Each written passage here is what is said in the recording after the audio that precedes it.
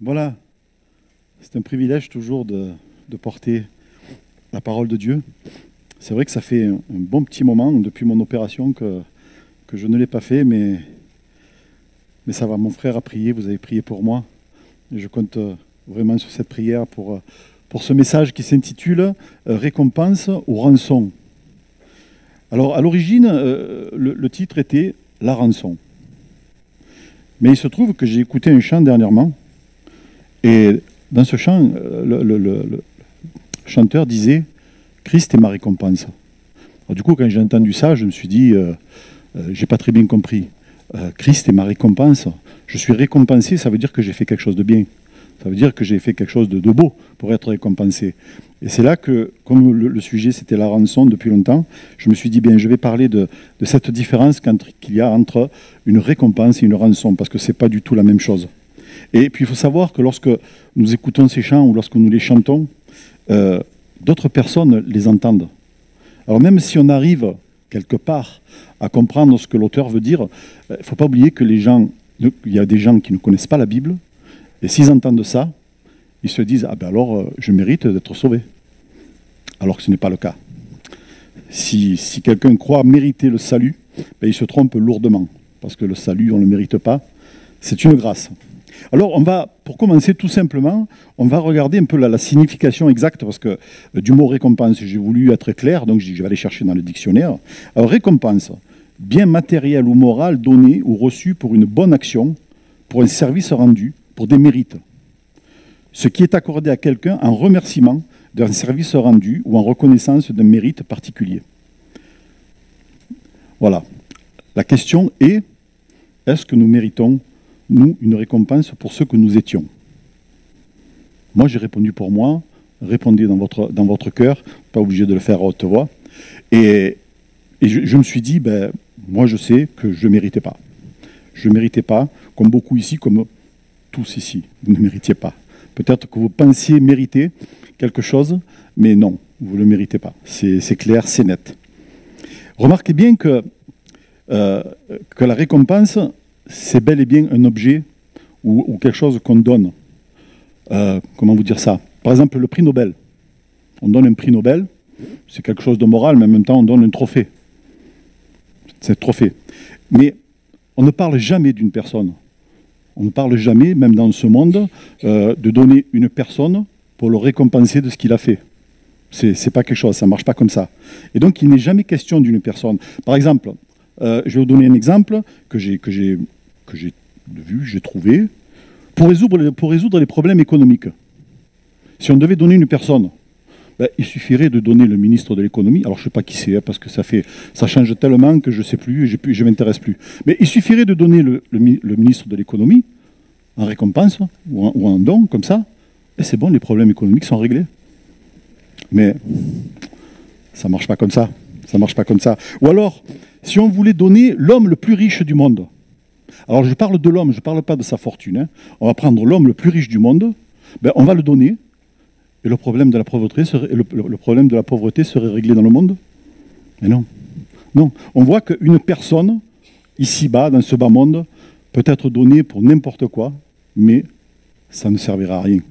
Ça ne servira à rien. Ce genre de récompense, ça n'existe pas. D'ailleurs, si ça existait, je pense que ça se saurait.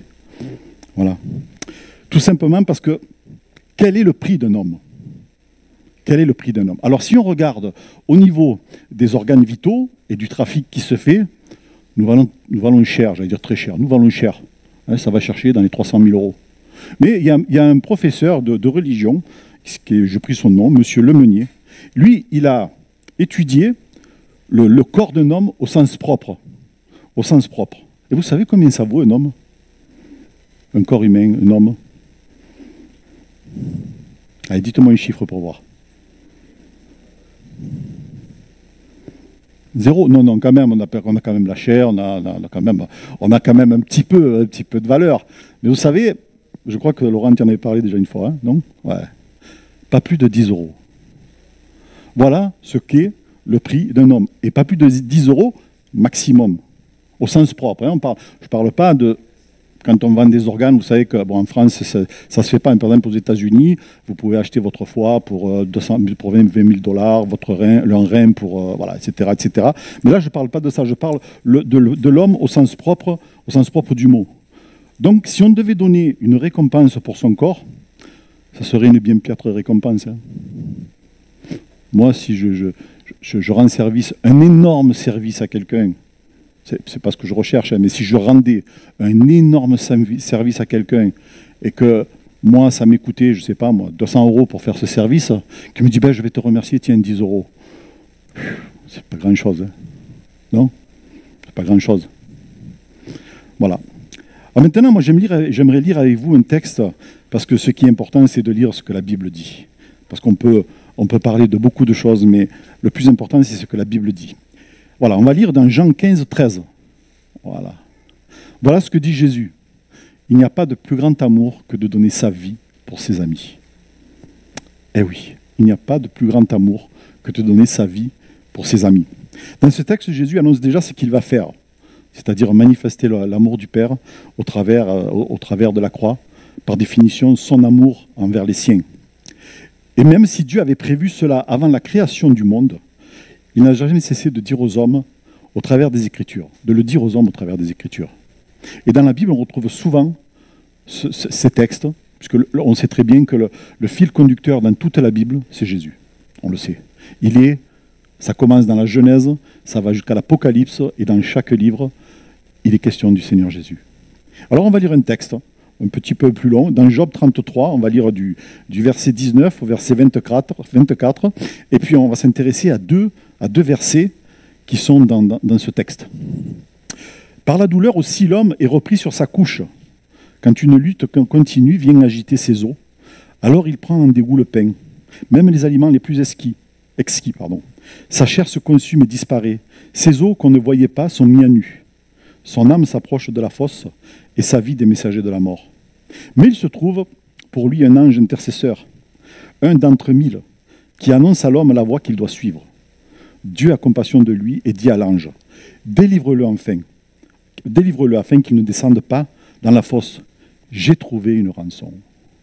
Quand j'ai lu ce texte, j'ai trouvé une rançon. Dieu avait trouvé la rançon.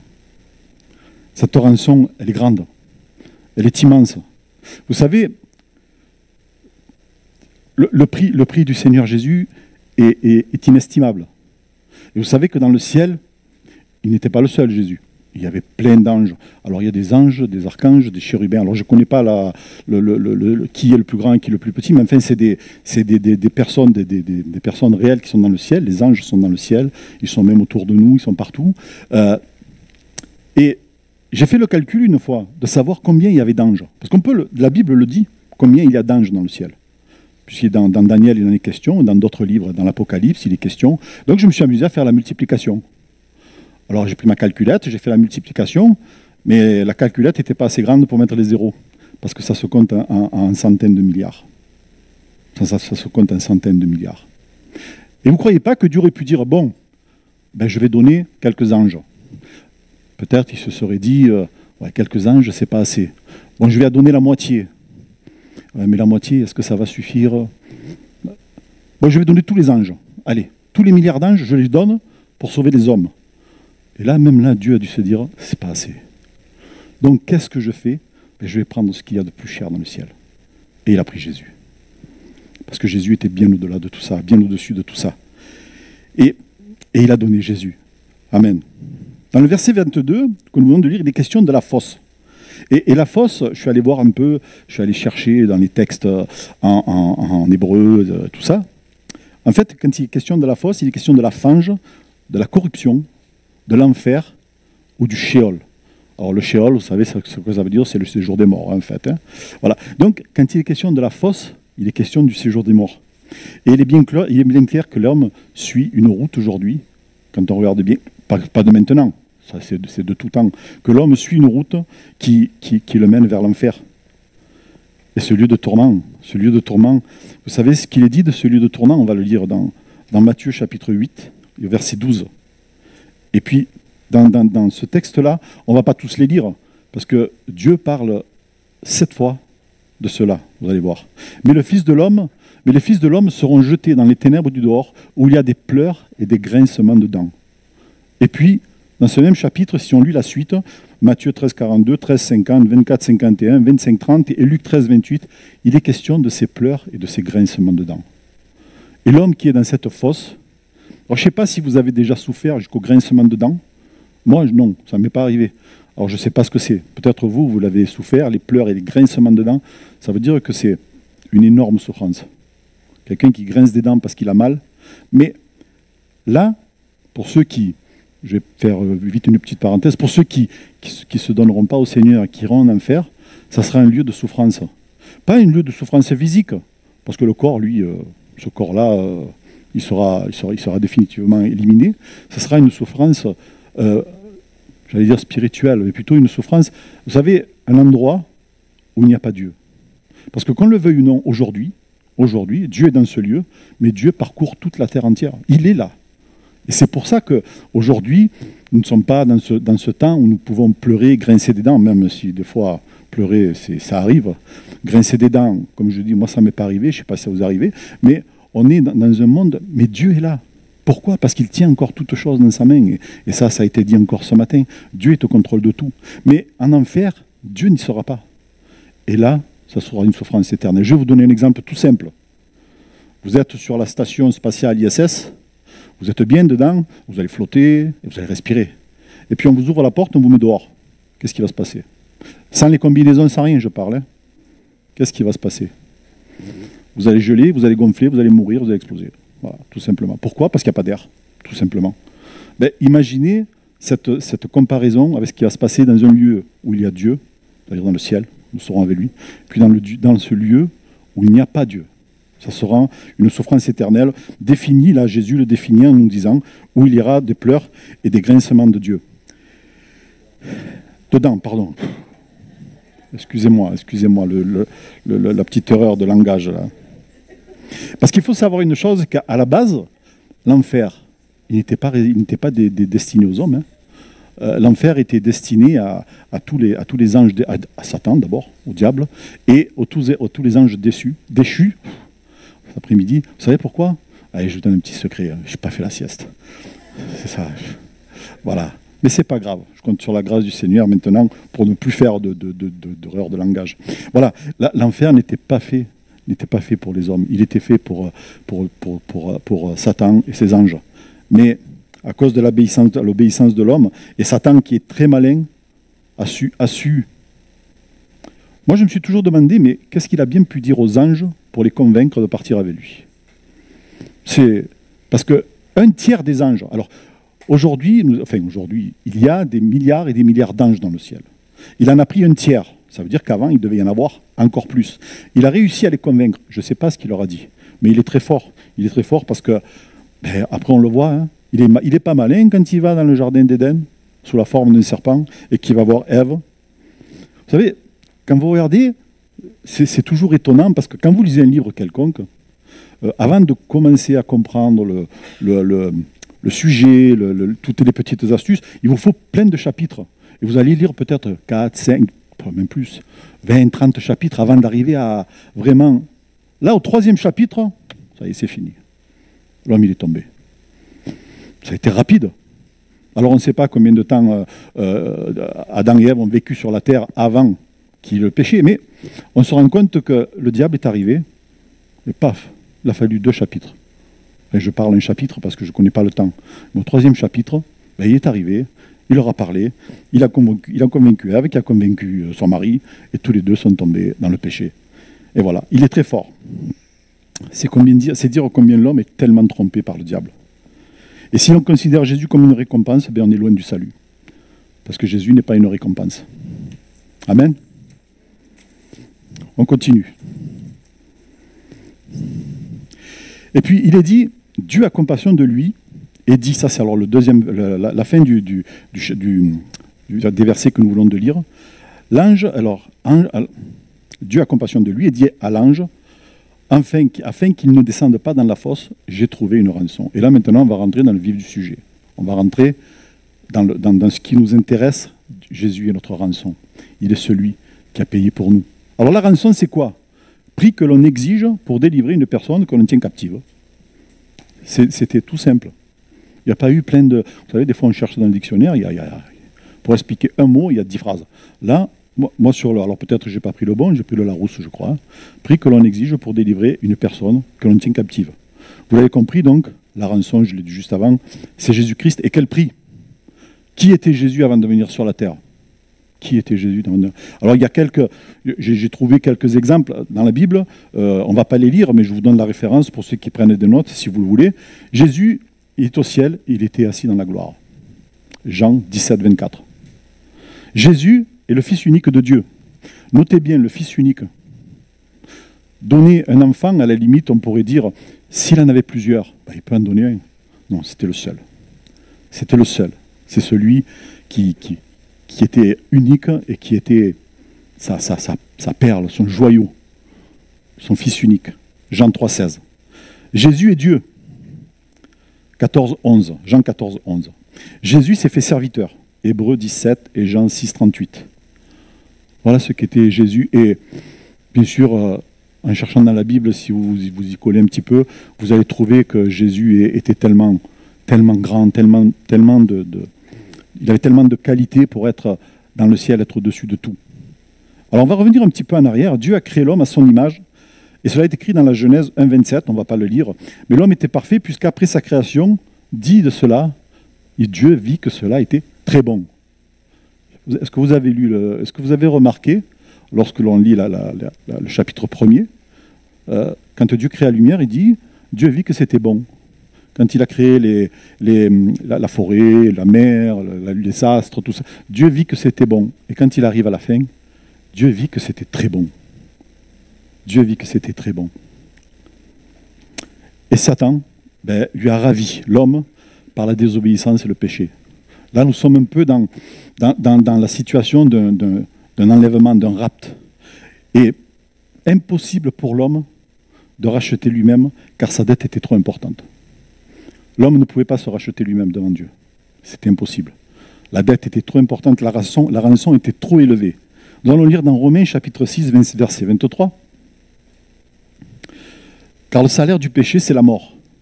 Bien sûr, il y a aussi la suite, je ne l'ai pas noté, mais le don gratuit de Dieu, c'est la vie éternelle en Jésus-Christ notre Seigneur. Le salaire du péché, c'est la mort.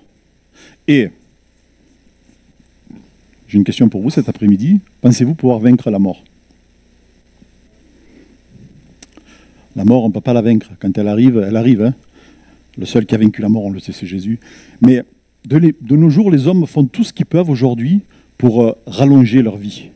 Alors, il y a des méthodes, il y a des médicaments, il y a tellement de trucs. Moi, j'ai vu, il y a quelques années de ça, la cryogénisation. Alors, il y a des gens très, très riches qui payent une fortune pour se faire cryogéniser de leur vivant. Puis, il y a des gens qui font cryogéniser que leur tête. Donc, quand ils meurent, on coupe leur tête, on fait un système, bon, tout à eux. Les Américains, ils ont ça, hein, ils le font. Hein. Et puis, pourquoi? Parce que dans un futur très lointain, on pourra mettre la tête sur un homme synthétique, ou sur un robot synthétique, comme vous voulez. Et là, vous voyez qu'aujourd'hui, on en est avec les robots. Vous avez vu les robots aujourd'hui? C'est étonnant, hein. Même si des fois ça dérape un petit peu.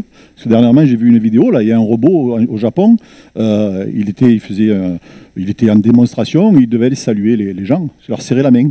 Mais il est allé et bam, bam, bam, il les a tapés.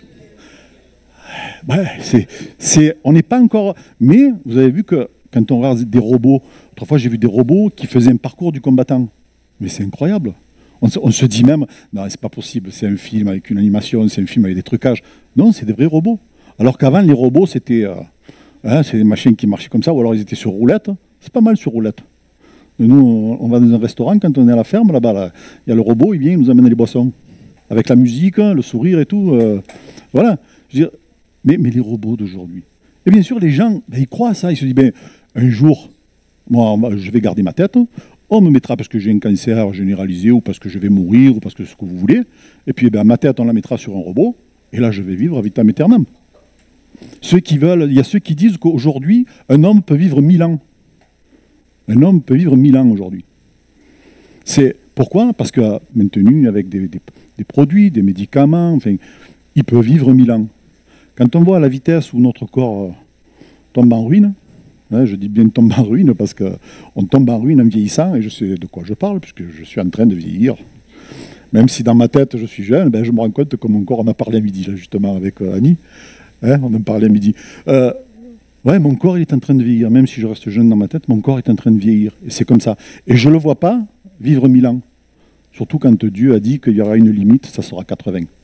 Si Dieu a fixé une limite, alors bien sûr, vous allez me dire, ouais, mais il y a quand même des centenaires, il y en a qui vivent 120 ans, il y a toujours des exceptions. Mais les centenaires, il n'y en a pas des millions non plus. Il n'y en a pas des millions non plus. Alors, comme je disais, donc ces hommes qui espèrent justement que nous pouvons vivre beaucoup plus longtemps, mais qu'on le veuille ou non, ben, la mort les rattrape toujours. Hein. La mort les rattrape toujours. Vous savez une chose, ce qui compte pour Dieu, ce n'est pas votre corps. Votre corps, notre corps, je vais parler pour nous en général, puisque j'y suis dedans aussi, notre corps, il est corrompu.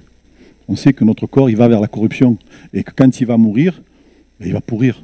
Le Seigneur l'a dit, hein, tu es poussière, ton corps est poussière, et tu retourneras à la poussière. On le sait, notre corps, il vieillit, et puis il s'en va. Mais ce qui compte pour Dieu, ce n'est pas notre corps, c'est notre âme.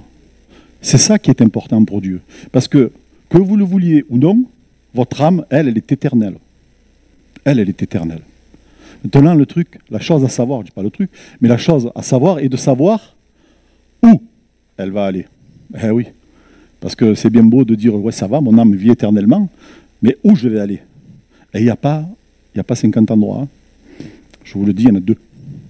Je vous le dis, mais ce n'est pas moi qui le dis, c'est la Bible. Hein. Moi, vous pouvez me dire, oh, ce que tu as dit, c'est faux, c'est possible, parce que je ne connais pas. Mais quand la Bible dit quelque chose, c'est la Bible, c'est la parole de Dieu. C'est Dieu qui parle. Et il n'y a pas d'autres alternatives, il n'y a pas de purgatoire, il n'y a pas de réincarnation. Dernièrement, je lisais que pour que quelqu'un soit parfait, il faut qu'il se réincarne 1000 fois. Mais apparemment, jusqu'à maintenant, personne n'y est arrivé.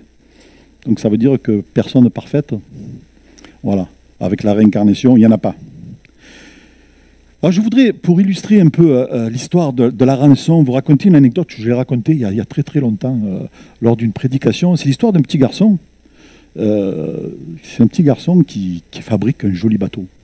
Il prend le temps, il fait sa maquette, il met ses mâts, il met ses voiles. Il a passé un temps fou à faire ce bateau, et puis arrive le jour où il va le mettre à l'eau. Et manque de chance pour lui, c'est un peu pour lui comme le Titanic, quoi.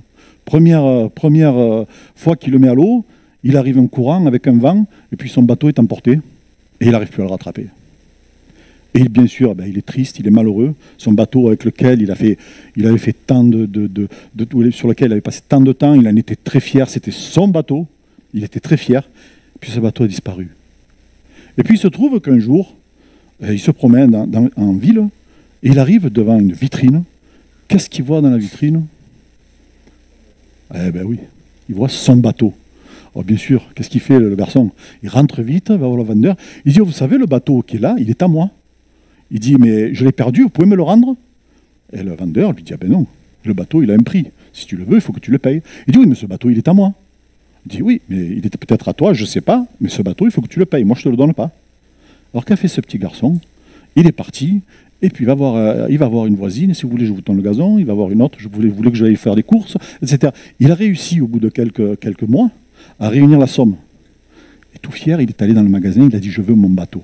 Il a posé la somme, et il a récupéré son bateau. Ben, c'est un peu ce qui s'est passé. C'est un peu ce qui s'est passé.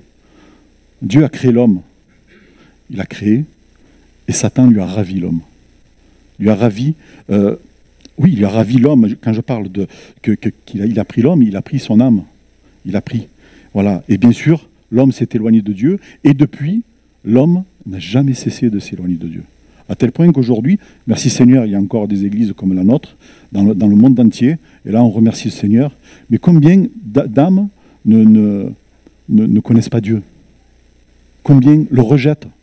Combien ne savent même pas qu'il existe? Moi, je me rappelle d'une jeune fille que je suis allé voir à la bijouterie parce qu'on avait acheté un médaillon pour Pierrine, pardon. Et on lui a dit, qu'est-ce que tu veux marquer? Tu veux marquer quelque chose? On peut faire graver. Elle me dit, oui, j'aimerais qu'on marque Jésus m'aime. Jésus t'aime. Alors je suis allé à la bijouterie, là. Je dis, voilà, est-ce que vous pouvez, ça fait partie du prix, voilà, on l'a pris pour l'offrir, mais là maintenant on va faire graver quelque chose. Oui, qu'est-ce que vous voulez faire? Jésus t'aime. Elle a mis le stylo comme ça. G-E, G-E. Je dis, non, c'est J-E. Ah! Je dis, mais vous savez même pas écrire Jésus? Elle était estomaquée, elle ne savait pas. Elle ne savait même pas qui c'était. Ah oui, aujourd'hui, les parents, c'est ça. On a des amis, ils ne veulent pas leur parler de Dieu à leurs enfants, même qu'eux ne sont pas, on ne va pas dire qu'ils sont vraiment croyants, mais ils ne veulent pas parler de Dieu à leurs enfants. Quand ils seront grands, ils choisiront. Quand ils seront grands, ils choisiront. Mais la Bible nous enseigne justement, dès l'enfance, à parler à nos enfants, de leur renseigner pour qu'ils sachent qui est Dieu. Dans la Bible, dans l'Ancien Testament, c'est Dieu qui dit à Moïse, dis-leur de parler de tout ce que j'ai fait pour eux, pour qu'un jour ils se souviennent de ce que j'ai fait pour eux. Et là, aujourd'hui, on est dans un monde où, au plus, on écarte Dieu, au plus, on croit se sentir mieux. Vous l'avez vu, en France, on a enlevé Dieu de l'État, parce que ça dérangeait. Ben oui, si on met Dieu, c'est la vérité qui vient. Et puis on se rend compte que dans tous les gouvernements, il y a beaucoup de mensonges. Mais s'il y a Dieu dans les gouvernements, ça ne peut pas tenir. Ça ne peut pas tenir, parce que quand Dieu va dire les choses, il va dire la vérité. Et ça ne peut pas tenir. Et on se rend compte de tout ça. Qu'au plus ça va, au plus l'homme se détourne de Dieu. Alors il y a une chose qu'il faut bien comprendre aussi, c'est que Dieu n'a pas donné Jésus à Satan. Ce n'est pas ça qui s'est passé. Ce n'est pas ça qui s'est passé, parce qu'on pourrait interpréter la chose. Hein. Satan a reçu en rançon, pour libérer l'homme, je prends Jésus. Il faut savoir une chose, c'est que Satan, il n'en voulait pas de cette rançon. Hein. Il n'en voulait pas. Parce que déjà, dès que Jésus est rentré dans le ministère, il a commencé à le tenter. Pourquoi? S'il le faisait chuter dès le départ dans le désert, il n'y avait pas la croix. S'il n'y avait pas la croix, on est mort. Hein. Et puis quand il est jusque sur la croix, vous voyez que le diable s'est servi de personne pour dire, si tu es Dieu, vas-y, descends de la croix. Jésus était encore vivant quand il leur disait ça. Descends de la croix et on croira. Mais si Jésus, parce que par son pouvoir, vous croyez que c'est les clous qui ont retenu Jésus sur la croix? C'est pas les clous. Hein. Ce qui a retenu Jésus sur la croix, c'est 1, son obéissance envers son Père, et 2, c'est son amour pour nous. C'est ça qui a retenu Jésus. Parce que qu'est-ce que cela pourrait être? Des clous pour Jésus. Franchement. Sur la croix, il est... Et puis, on va lire un texte. Jean 10, chapitre 10, versets 17 et 18. Le Père m'aime parce que je donne ma vie, afin de la reprendre. Personne ne me l'ôte, mais je la donne de moi-même. J'ai le pouvoir de la donner et j'ai le pouvoir de la reprendre. Tel est l'ordre que j'ai reçu de mon Père. Dans ce verset, c'est le verset 18 qui m'interpelle. Personne ne me l'ôte, je la donne de moi-même. Il l'a donné. On ne l'a pas forcé. C'est lui qui l'a donné. Et je me souviens, il y a quelques années, quand il y avait encore le pasteur M. Lajoux, il nous avait mis c'était comme un dessin animé de la vie de Jésus, là, un dimanche après-midi.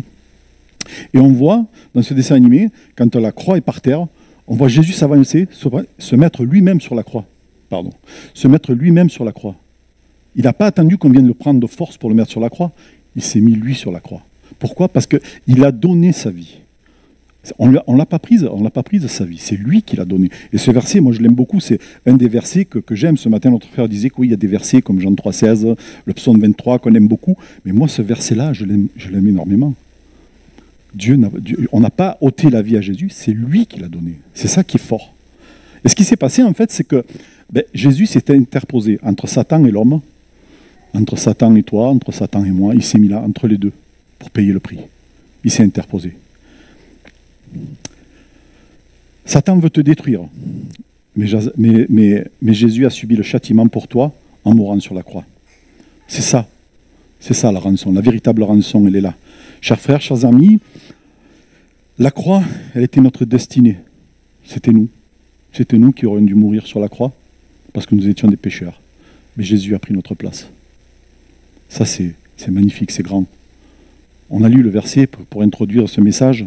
Il n'y a pas de plus grand amour que de donner sa vie pour ses amis. Et vous êtes mes amis, la suite dit, si vous faites ce que je vous dis. Et plus tard, on pourrait lire Paul qui dit au geôlier, crois au Seigneur Jésus et tu seras sauvé, toi et toute ta famille. Amen. C'est merveilleux de savoir que Jésus a été la rançon qui a été offerte pour nous. Et il y a une femme dans la Bible qui a très bien compris que Jésus était la rançon. Alors là, si je vous demande qui, est-ce que vous allez trouver quelle est cette femme qui a compris, alors que Jésus était encore sur la terre, vivant, il n'avait pas été encore crucifié, elle avait compris. Alors laquelle de Marie? Parce qu'il y en a plein. Hein? Marie-Madeleine? Là, voilà, Marie, la sœur de Marthe. On va le lire, Jean 12, 1 à 3, et puis après on va développer sur pourquoi Marie avait vraiment compris. Donc Jean 12, 1 à 3, voilà on y est. 6 jours avant la Pâque, Jésus se rendit à Béthanie. Vous savez que Béthanie, j'ai remarqué que Jésus il aimait aller à Béthanie. Je crois que c'est le lieu où il s'est le plus souvent rendu. Il s'est rendu quelques fois à Béthanie, il aimait bien. Il y est allé notamment pour un grand miracle, hein, pour le grand miracle de Lazare. Hein. Il a ressuscité Lazare à Béthanie. Hein. Et puis il allait chez Marthe et Marie, c'est le verset que nous lisons. 6 jours avant la Pâque, Jésus se rendit à Béthanie où habitait Lazare, celui qu'il avait ressuscité d'entre les morts. Donc on voit que déjà il y était allé. On prépara là un festin en son honneur. Marthe s'occupait du service et Lazare avait pris place à table avec Jésus. Vous avez vu qu'on est encore à cette époque-là, les femmes au service et les hommes à table. Hein. Voilà, c'était déjà comme ça. Marie prit alors un demi-litre de nard pur, un parfum très cher, et le répandit sur les pieds de Jésus et les essuya avec ses cheveux. Toute la maison fut remplie de l'odeur de ce parfum. Pourquoi je vous dis que Marie avait compris que Jésus était la rançon? Tout simplement parce que quelques jours avant, alors que Marthe s'affairait aux divers soins de la maison, où était Marie, au pied du Seigneur, il faut noter une chose importante. Luc chapitre 10, verset 39. Donc là, il est question de Marthe et qui en parle de Marie. Elle avait une sœur nommée Marie, qui s'étant assise au pied du Seigneur, écoutait sa parole. Une seule chose est nécessaire, dit Jésus. Marie a choisi la bonne part qui ne lui sera pas ôtée. Là, on voit parce que Marthe, elle était affairée, là, et c'est à un moment donné, elle est venue voir le Seigneur et dit, tu ne peux pas lui dire qu'elle m'aide un peu, là, parce qu'elle est assise à tes pieds, qu'elle m'aide un peu. Puis là, Jésus lui dit, non, mais elle a choisi la bonne part. Elle était à mes pieds, elle a choisi la bonne part. Pourquoi? Et que faisait Marie? On l'a lu? Elle écoutait sa parole. Alors on ne sait pas ce que Jésus a dit ce jour-là, lorsqu'il parlait à cette table. Il y avait Marie, il y avait tous les disciples, les apôtres qui étaient là. On ne sait pas. Mais Marie avait certainement déjà compris quelle était la mission du Seigneur. Ça, elle l'avait compris. La preuve, c'est le parfum de nard qu'elle va répandre sur Jésus. Alors, il faut savoir une chose, c'est qu'à l'époque, quand on mettait du parfum dans un vase d'albâtre ou autre, c'était un peu comme notre livret A aujourd'hui. Voilà. On achetait du parfum, on le gardait, parce que c'était très cher, et c'était notre investissement. Et Marie avait un vase d'albâtre, et qu'est-ce qu'elle fait? Elle va le répandre sur les pieds de Jésus, et avec ses cheveux, elle va essuyer. Le vase d'albâtre, le parfum, le prix en a été établi par, je crois que c'est Judas, oui, on aurait pu vendre ça à 300 euros, et 300 deniers, pardon, et on aurait pu vendre ça à 300 deniers, et on aurait donné aux pauvres. Bon, on sait très bien que Judas, c'était pas pour ça, la Bible le dit, hein, c'est parce qu'il était voleur et qu'il puisait il avait un problème avec l'argent, Judas, donc il prenait l'argent. Donc lui, s'il y a 300 deniers qui rentrent, moi je vais pouvoir en prendre quelques-uns, là, mais voilà. Mais ça représentait presque une année de travail. Une année de travail. Cette femme-là l'a déposée sur les pieds de Jésus. Mais pour Marie, ça va plus loin que de parfumer Jésus pour sa sépulture. Ça va plus loin que ça. Puisque Jésus lui dit au chapitre 12, verset 7, c'était la continuité, « Laisse-la garder ce parfum pour le jour de ma sépulture. Vous avez toujours les pauvres avec vous, mais vous ne m'avez pas toujours. » Jésus, déjà, sait qu'il va mourir. Il le sait. Puisqu'il le dit, « Laisse-le mettre ce parfum Elle me prépare pour ma sépulture. Jésus savait qu'il allait mourir. Et dans la Bible, le parfum, ça symbolise l'adoration, une profonde dévotion personnelle. Et Marie avait compris, en quelque sorte, son adoration à Jésus et son sacrifice de louange qui confesse son nom. Oui, pour elle, c'était une manière, ce parfum, de le déposer au pied de Jésus. Et c'était une adoration pour elle. C'était une parfaite dévotion. C'était un sacrifice de louange. Amen. Et Hébreux 13, 15 nous dit, par Jésus offrons en tout temps à un Dieu un sacrifice de louange qui consiste à célébrer son nom. Et on sait que dans la Bible, il est écrit que c'est comme un parfum de bonne odeur qui monte jusqu'à Dieu. Amen. Et ce qu'elle a fait là, Marie, c'est ce que moi j'ai ressenti lorsque j'ai lu ça, c'est que Marie a démontré son adoration et a tout mis au pied du Seigneur, sachant qu'il allait mourir, sachant qu'il était la rançon. Elle l'avait compris de son vivant, peut-être parce que justement Jésus en avait parlé lorsqu'il était chez elle. Alors, comme je vous ai dit, on ne sait pas ce qui s'est dit. Hein. Dans la Bible, il n'est pas écrit ce qui s'est dit lorsque Jésus était là. Mais on peut supposer qu'elle avait compris ce que Jésus disait et elle avait compris l'amour de Jésus. Alors, pour finir, je voudrais juste vous dire que Dieu vous aime. Il vous aime à un point que vous ne pouvez pas imaginer. C'est 1 Jean 4,8. Regardez ce verset, 1 Jean 4,8. Celui qui m'aime, celui qui ne m'aime pas n'a pas connu Dieu, car Dieu est amour. Dieu n'est pas celui qui... il est aussi celui qui manifeste son amour. Il est encore plus que manifestant son amour. Il est amour. Il est amour. Et ça, c'est important, de voir que Dieu est amour. Et Dieu a payé une rançon qu'il n'avait pas à payer, tout compte fait. Il n'avait pas à payer cette rançon. Parce que qui étaient les fautifs? C'était nous. C'était nous. Alors pourquoi Dieu allait payer pour nous? Tout simplement parce qu'il nous aime. On l'a chanté tout à l'heure. On l'a chanté. Merci pour ton amour, pour le prix payé. Eh oui, Jésus a été donné. Dieu a payé le prix fort alors qu'on ne le méritait pas. Et il avait, comme je disais tout à l'heure, donné ce qu'il avait de plus cher dans son ciel de gloire. Si aujourd'hui on peut imaginer quelque chose de plus cher que Jésus pour sauver un homme, moi je ne trouve pas. Parce qu'à qui on va se confier? À nos hommes politiques? Ça craint un petit peu. À qui on va se confier? À la religion? Là aussi, ça craint un petit peu, parce qu'on voit des choses là aussi qui sont... Alors je parle de toutes les religions, je ne parle pas seulement mais oui, parce qu'en fait, ce n'est pas la religion qui nous sauve. Quand on parle de... Ce n'est pas la religion. La religion, elle ne sauve pas. Ce qui nous sauve, c'est de croire au Seigneur Jésus. C'est ça, la simplicité là. Et alors aujourd'hui, il n'y a rien de plus facile. Il n'y a rien de plus facile aujourd'hui pour être sauvé. Je pourrais vous dire, si vous me donnez 1 million d'euros, je prierai pour vous et vous serez sauvés. C'est pas comme ça que ça marche. On pourrait donner pour vous, je pourrais faire tant de... Même, écoutez, je pourrais même donner ma vie pour vous. Vous ne seriez pas sauvés. Mais non, parce que moi je suis un homme pécheur. Pécheur sauvé par grâce, bien sûr, et lavé dans le sang de Christ. Mais il n'y a pas... La chose la plus simple, c'est de croire au Seigneur Jésus. Qu'est-ce qui est difficile dans croire au Seigneur Jésus? C'est le dernier verset, Acte 16, 31. Crois au Seigneur Jésus, lui répondra-t-il, et tu seras sauvé, toi et tous les tiens. Qu'est-ce qu'il y a de difficile à vouloir donner son cœur au Seigneur? Pour moi, je trouve qu'il n'y a rien de difficile. Je l'ai fait il y a maintenant 46 ans, je crois, oui. J'ai eu un parcours comme tout le monde. Hein. C'est pour ça qu'on est l'église de Pentecôte. Hein. Pentecôte. C'est pour ça. On est tous pareils. On a un cheminement parce qu'on est des hommes et on est difficile.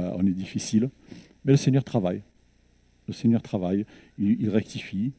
Il modifie, il change des fois complètement. Déjà, quand on donne son cœur au Seigneur, qu'on se repent, de suite, il y a un changement. Le changement, c'est qu'aujourd'hui, hier, vous n'étiez pas au Seigneur, 1 minute après, vous appartenez au Seigneur. Ça, c'est un changement radical. Amen. Crois au Seigneur Jésus, lui répondirent-ils, et tu seras sauvé, toi et tous les tiens. Amen. Voilà, on va prier. Notre Dieu, notre Père, nous voulons te rendre grâce, Seigneur mon Dieu, pour ta parole. C'est vrai, Seigneur mon Dieu, peut-être elle a été apportée bien imparfaitement, et je le reconnais, Seigneur, mais Seigneur, ce qui était important, Seigneur, c'était de reconnaître, Seigneur mon Dieu, que tu as payé le prix pour chacun de nous. Seigneur, cette rançon qui était, Seigneur mon Dieu, impossible, Seigneur mon Dieu, à payer ce prix, qui n'était pas un prix d'argent, qui n'était pas un prix d'or, mais qui était le prix de ta vie. Seigneur mon Dieu, nous sommes conscients, Seigneur mon Dieu, de cette rançon qui a été donnée, de ce sacrifice que tu as dû accomplir, Seigneur mon Dieu. Et nous voulons te prier, Seigneur, afin que si quelqu'un écoute ce message, si quelqu'un dans cette église, Seigneur mon Dieu, a entendu ce message, Seigneur, il puisse vraiment faire ce pas vers toi. Seigneur mon Dieu, c'est important. Nous vivons, c'est vrai, des temps bien difficiles. Nous vivons des temps où, Seigneur mon Dieu, où ta parole nous montre que tout est en train de s'accomplir autour de nous selon ta parole, Seigneur. Et ce que nous voulons, c'est que nos amis, c'est que notre famille, c'est que tous ceux qui sont autour de nous, Seigneur, que ce monde se tourne vers toi, Seigneur mon Dieu, afin qu'il te glorifie. Merci, Seigneur mon Dieu, de bénir chacun de nous, Seigneur, que cette parole puisse, Seigneur mon Dieu, continuer de travailler dans nos cœurs et que nous puissions nous rendre compte, Seigneur mon Dieu, du vrai prix, de cette vraie valeur, Seigneur mon Dieu, qui est ton corps qui a été donné, qui est ton sang qui a été versé. Et merci Seigneur parce que tu es ressuscité. C'est ça qui est merveilleux aussi. Tu as vaincu la mort, tu es vivant aujourd'hui. Et tu agis encore par ton Saint-Esprit. Tu convaincs de péché, de justice, de jugement par ton Saint-Esprit. Et nous te bénissons Père pour tout cela.